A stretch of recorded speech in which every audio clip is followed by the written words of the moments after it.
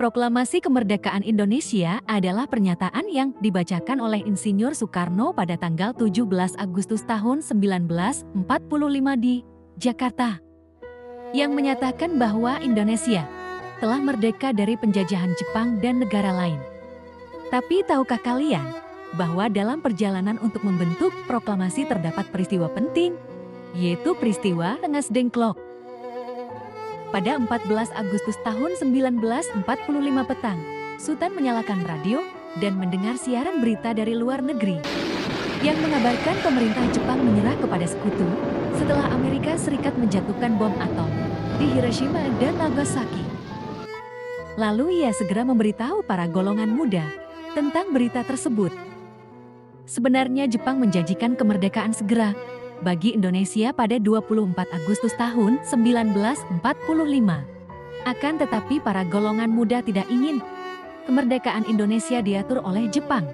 Akhirnya pada 15 Agustus tahun 1945 malam hari, terjadi perdebatan sengit karena golongan muda mendesak Soekarno untuk segera memproklamasikan kemerdekaan Indonesia. Kita harus memproklamasikan kemerdekaan secepatnya. Saya tidak bisa melakukannya. Saya tidak bisa meninggalkan tanggung jawab saya sebagai ketua PPKI. Saya harus merundingkan dahulu.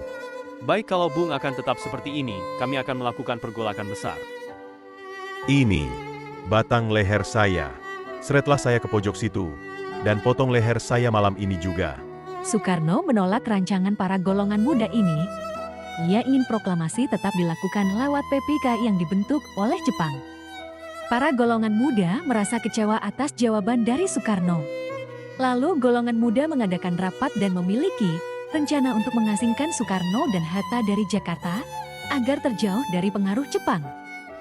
Pada dini hari 16 Agustus tahun 1945 golongan muda yang dipimpin oleh Soekarni menculik Soekarno dan Hatta dari kediaman mereka di Jakarta lalu dibawa ke Rengas Dengklok. Di Rengas Dengklok terjadi perundingan yang cukup berat, akan tetapi Soekarno dan Hatta tetap berpendirian bahwa proklamasi harus dilakukan melalui PPKI. Sementara itu, di Jakarta Ahmad Subarjo mengetahui keberadaan Soekarno dan Hatta di Rengas Dengklok. Ia dapat meyakinkan golongan muda bahwa proklamasi akan dilaksanakan di Jakarta pada 17 Agustus tahun 1945 paling lambat pukul 12 WIB dan memberikan jaminan nyawa jika hal tersebut tidak terlaksanakan. Dengan jaminan ini, golongan muda pun setuju. Pada malam 16 Agustus tahun 1945, Soekarno, Hatta, dan rombongan kembali ke Jakarta untuk menyusun naskah proklamasi. Akhirnya pada 17 Agustus tahun 1945, di Jalan Pegangsaan Timur nomor 56 Jakarta, proklamasi kemerdekaan dikumandangkan.